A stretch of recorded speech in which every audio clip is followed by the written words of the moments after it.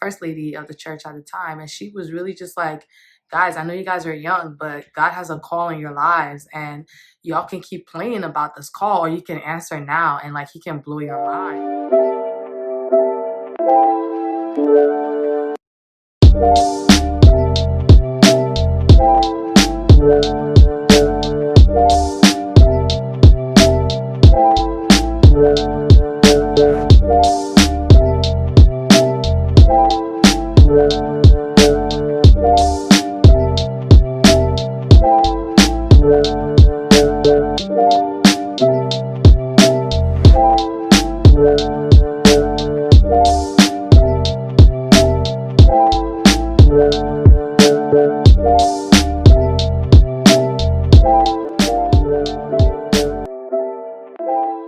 Hey guys, how you guys doing? So welcome to my channel.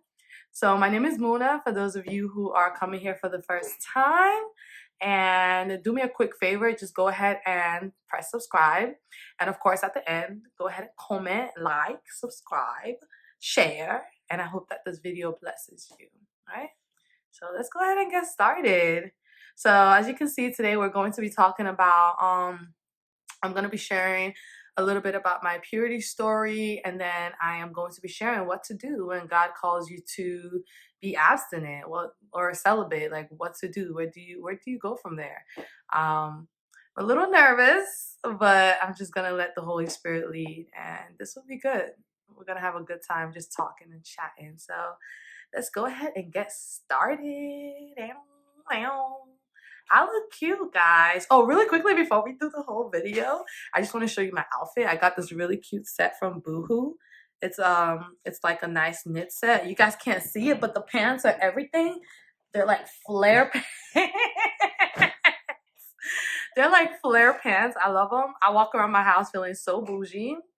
Like, you can't tell me anything when I have a two-piece would do that, okay? You can't tell me anything when I have a cute two-piece set on. I just feel so bougie. Okay, but all right, so let's get started. So I'm just going to start by sharing a little bit about my story, a little bit about my purity story. So I made the official decision to decision to just pursue purity at the age of 15. I remember I had gone for an event. I had a friend, this was like my sophomore year or junior year of high school. I had a friend who had invited me for an event, and at the event, it was like you take a purity pledge, and you it was just really, really cute. And at the time, I had actually been just kind of like desiring to walk in purity, but I hadn't taken like an official pledge or anything like that. So just real quick, a little backstory before we get to, me taking the pledge at the age of 15. So I think I was 14 when I had started attending the church that I was attending at the time. And I wasn't like living like reckless, but I was living pretty reckless. Like, I remember being like 13, praying to God for a boyfriend. I remember getting to high school, and I was like, okay, God, like, I'm grown now. I'm a freshman. Like, God, now's the time that you finna bring me a boo. Like, and I was 13, asking God for a whole boo. But one thing about God, sometimes he will give you what you're asking for, and then you're going to see like, maybe that's not what I need right now. But so he did. Like, he gave me a cute little boo at the age of like 13. Like, can you imagine being 13? And I was just like, God, I need me a little boo. And believe it or not, like, God, sometimes God will answer your prayer just so you can see that that's not what you need at that exact moment. And yeah, I ended up, it was my freshman year of high school, and I got like my first official boyfriend. And oh my God, I was so happy. But then we had to break up because he had to move, and he actually passed away. So may his soul rest in peace. But so yeah, that was just kind of like, I guess where like dating and stuff kind of started for me. So around this time I started going to a new church that my mom had like dragged us to, but we loved it, so we stayed. And that was where, like, you know, our youth leader started to just talk to us about like, y'all can't be out here living reckless. Like, it wasn't that I was living like super reckless, but I was definitely like going to parties and doing things at parties. And you know, like, you know, certain songs come on and you're like, and then God is like, mercy, have mercy, Lord. But yeah, so that's kind of the life I was living. Nothing too crazy, but definitely like being young, going to parties, going to house parties, you know. And when that DJ Lil Man song came on, you know, I feel like I'm really like I feel like with all these mentions, y'all really about to guess how old I am. Like, but yeah, so but anyway, so I started going to this church, and she, like, God really used her to convict me. She was basically our youth leader, our pastor, first lady of the church at the time, and she was really just like, guys, I know you guys are young, but God has a call in your lives, and y'all can keep playing about this call, or you can answer now, and like He can blow your mind. And I was just like, and I remember like going to the altar and like giving my life to God, like surrendering my life at around, I would say like 14, just surrendering my life to God. And it was also around this time that I'm laughing because at the time was when we had this rule of like no dating, like no dating other teens in the church. Guess what I decided to do? Date another teen in the church. I rebuked that spirit of rebellion in the name of Jesus. But so yeah, so I remember I had a thing for one of the youths in the church. I was like, oh, he fine, he cute. And, you know, we started talking. Yeah, I was 14. It was like towards the end of my freshman year, beginning of sophomore year. Sophomore year. And then, you know, I was just like, oh, he cute, he real cute. And so we started talking.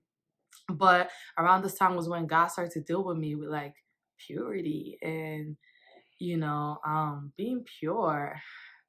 And so here I am, here I am trying to pursue a relationship with this young man because he was not only was he fine, he was actually such a cool dude.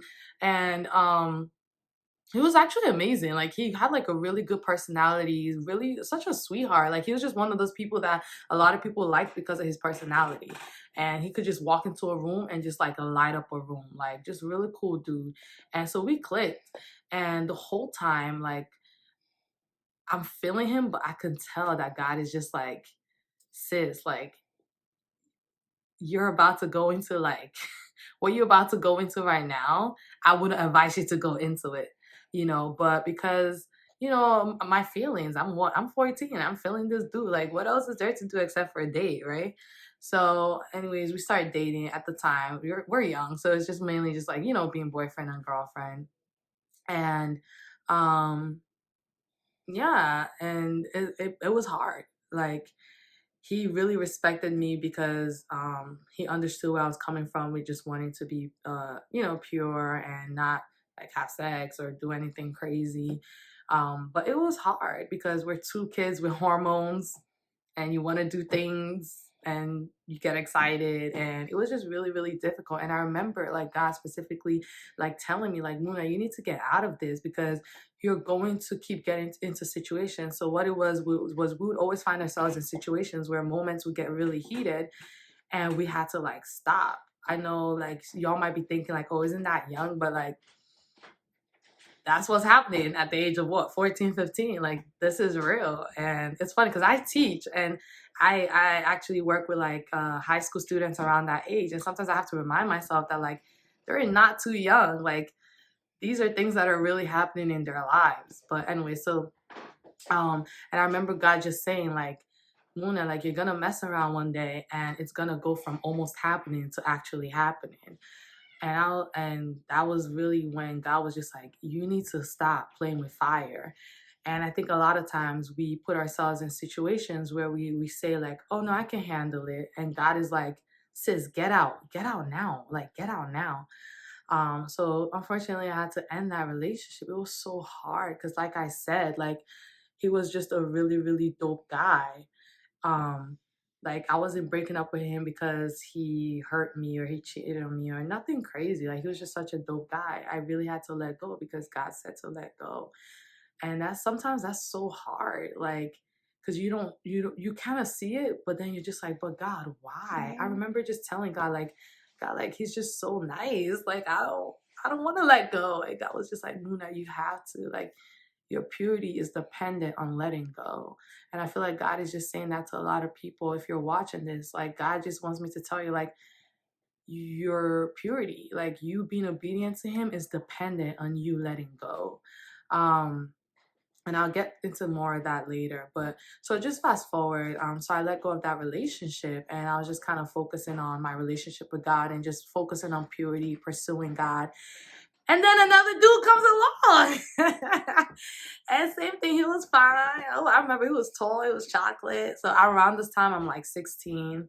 And it was, I think before this other guy, it was when I had taken the purity pledge. Sorry, y'all, I have to keep like adjusting my camera. Around this time, at the age of 15 was when a friend of mine had invited me to an event. And I took a pledge to remain pure and just to abstain. So now this was like, me making it official and taking that pledge and that covenant with God seriously. And, so after that, I'm around like 16. I meet another amazing guy. He's just really, really sweet, really dope. He's fine. He's fine. And same thing, God was just like, sis, you gotta let go. So initially, the conviction that God had given me was like, no sex till marriage. But then at around this time when I was dating this other guy, literally, I heard God say, like, now I want you to like not kiss. And that was when God put in my heart that the next guy he wants me to kiss is the man that he's calling to be my husband. So that's why I was like, all right, hold up. Because now, God, you asking for a lot. Like before, I understood like everything else, like no sex till marriage. But now, no, like nothing, like nothing, like nothing. And that's when, I would say, I guess that's when like things really got hard. And so I had to let that relationship go too. So there's another letting go. And I just had to trust God. Like, so fast forward to college. So now I get to college and I didn't really date like that in college. There was another guy who was also really amazing and, but so I will say just through all of it, like it's been a series of God just saying to let go, to let go, to let go. And, all these guys were amazing. Like, but I'm learning though that one of the things that I noticed was an issue was that um, I was mainly the one wanting to wait, or I was mainly the one trying to pursue purity, and they would do it because they respected me and they honored me, and so they would also try and be pure with me, not because like God gave them the instruction for themselves, but because they were like trying to honor me and trying to like um, and trying to wait with me. But I noticed that it would be hard because we're not necessarily on the same page and they have their own desires. Like, if God didn't tell them to wait, like, then they're waiting because of me. And I noticed that that was really, really hard on them. Like, we would just both end up like in someone's bedroom and it just wasn't looking good at that point. So I noticed that each time God just kept saying like, let go, because you're not in a place yet where you can be the only one who's wanting to wait and all in. And like the time's gonna come, Muna, where I'm going to bring a man into your life who I will also be convicting him on his purity and on his waiting, just as I'm convicting you. And together, you guys are going to be able to do it together for real, for my glory, for my kingdom. And so fast forward to now, a few years later. So I'm now 25. And who child, I would say I'm just now really experiencing the hardships of waiting. Like, it's been so hard. Like, hold on, give me a second, guys.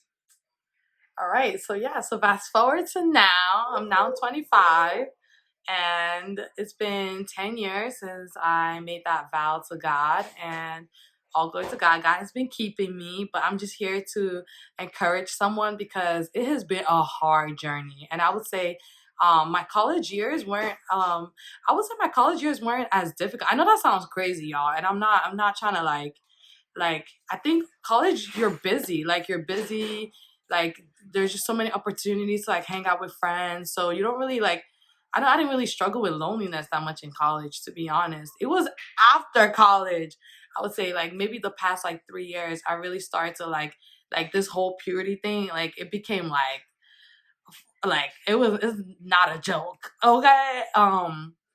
I would say these past 3 years, and also like at the age that I'm at now, like I have a lot of high school friends that are like getting married, having kids, like settling down, and it's so beautiful to see. But once again, like God has had to just work on my heart and just remind me like, hey, like remember to hold on to my promise, and remember to wait, and remember to be patient, and remember to be joyous, because sometimes like woe is me can creep in, and you can start to be like, well, God, like, hey, what about me? Like, hey, I'm doing all these things, and trying to honor you. And but that's another thing that God has been teaching me, that like first and foremost, and I'm gonna get into the tips now, but first and foremost, like when God calls you to purity, when God calls you to abstinence, to celibacy, don't ever think he's doing that because there's like a big like reward. Of course, don't get me wrong, like God does honor his children for obedience, and he does reward us for our obedience. But that's one thing that I've had to learn. Like when God calls us to be pure, he's really just working on our hearts, and he's a God who keeps his promise, so he will honor that. But your sole reason for doing it shouldn't be because there's like a prize at the end, or because there's like a gift at the end. So I will get to the top five.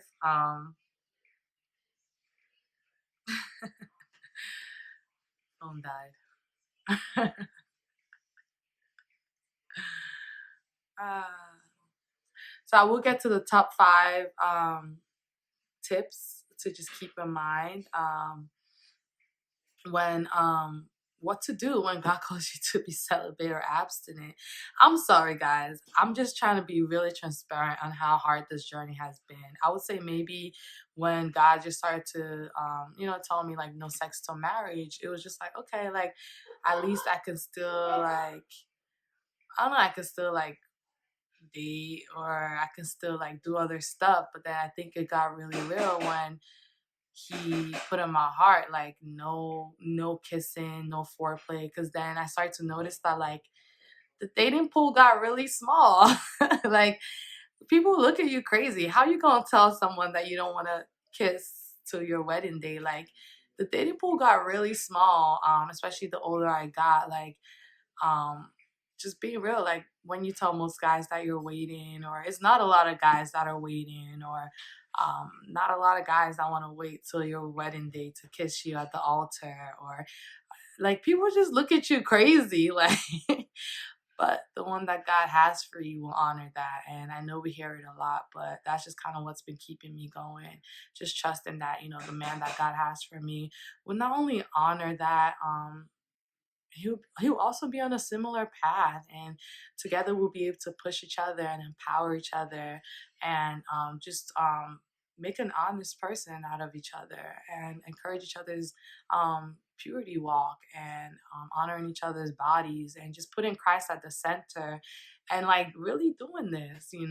So the first tip is letting go. Like when God calls you to purity, when God calls you to abstain, to be celibate, a lot of times you got to let go of something, and this is the part that is really hard. I'm just thinking back to I think the second relationship was a little easier to let go of, just because I was a little older.